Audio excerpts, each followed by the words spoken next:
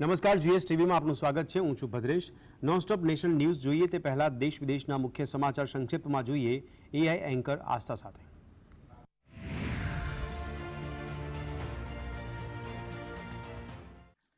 નમસ્કાર, હું છું આસ્થા। આજની મહત્વની ખબરો પર નજર કરીએ। ઈરાને ઇઝરાયલ પર ઇતિહાસનો સૌથી મોટો હુમલો મંગળવારે રાત્રે કર્યો। ઈરાને ઇઝરાયલ પર 181 બેલિસ્ટિક મિસાઇલ વડે હુમલો કર્યો। ઈરાને ઇઝરાયલને ચેતવણી આપતા કહ્યું કે ઈરાન યુદ્ધ પ્રેમી નથી, પરંતુ જો કોઈ અમારી સાથે ઘર્ષણમાં ઉતરશે તો અમે છોડીશું નહીં।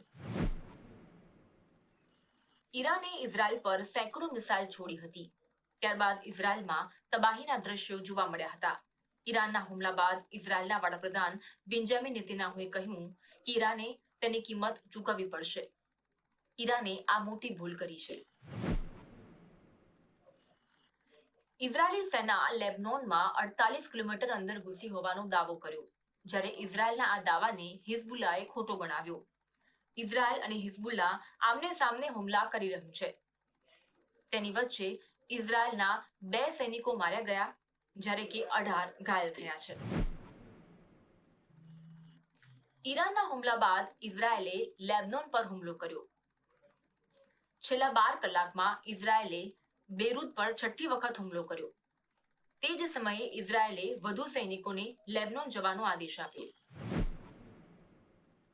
ઈરાને ઇઝરાયલ પર હુમલો કર્યા બાદ મધ્ય પૂર્વમાં તણાવ ચરમસીમાએ છે। આ સંઘર્ષ યુરોપ સુધી પહોંચ્યો છે।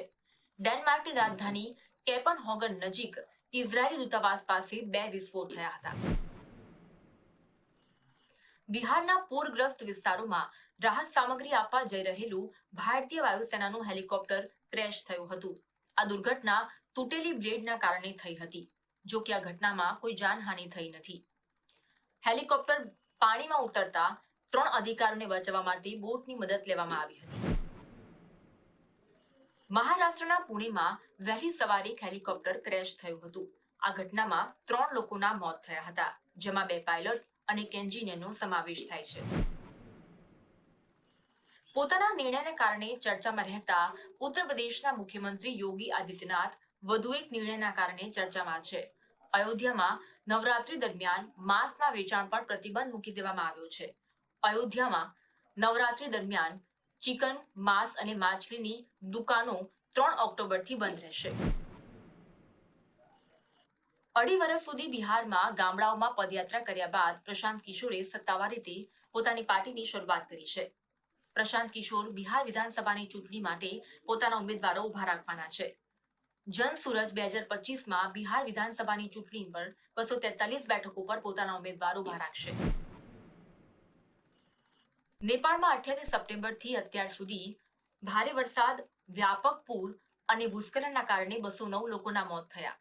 કાવરે લલિતપુર જિલ્લામાં ભારે વરસાદ, ભૂસ્ખલનના કારણે 294 લોકોને એરલિફ્ટ કરવામાં આવ્યા। પૂર અને ભૂસ્ખલન ઝોનમાંથી 4222 લોકોને બચાવવામાં આવ્યા હતા। આભાર। આવી જ ખબરો સાથે ફરી મળીશું આવતીકાલે રાત્રે 9 વાગે એઆઈ એન્કર આસ્થા સાથે।